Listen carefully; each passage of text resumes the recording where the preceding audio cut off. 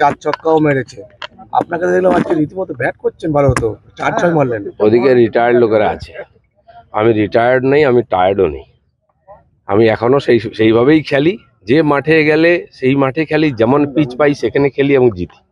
এটা কি প্রতিপক্ষকে জবাব দেওয়ার জন্য আজকে মাঠে নামলে? জবাব তো সব জায়গায় ইঞ্চি ইঞ্চিতে আমরা দেবো, ওরা তো তালই পাবে না কখন ইলেকশন পার হয়ে যাবে। ইচ্ছা থাকেই, সবার ইচ্ছা তো সবসময় পূরণ হয় না, কিন্তু পার্টির কাজ সবাই করে।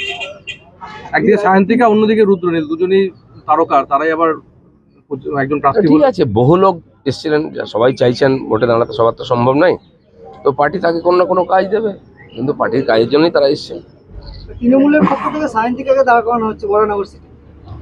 সে কোথায় দাঁড়া করে সেটা ওদের ব্যাপার, আমি কি বলতে যাবো। কমিশনের উত্তর দিলেন, সব দেওয়া হয়ে গেছে উত্তর। দুঃখ প্রকাশ করলেন। যা বলেছি সেটাই বলেছি, আমি বলেছি যে আমি তো মিডিয়াতে বলেই দিয়েছি আমার বক্তব্য, কিন্তু যেহেতু ফর্মালিটি লিখিতভাবে জানিয়েছি।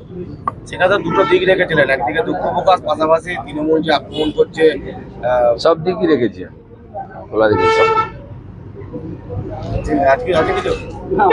কিছুই নাই, আমি আছি, আর কেউ নাই মার্কেটে। আমি আছি, সামনে তুমি আছো, মাঝখানে কেউ নাই। আর ওই লোগোগুলো আছে, হ্যাঁ লোগোগুলো আছে, কিন্তু অন্য কাউকে এনো না আবার। ঠিক আছে।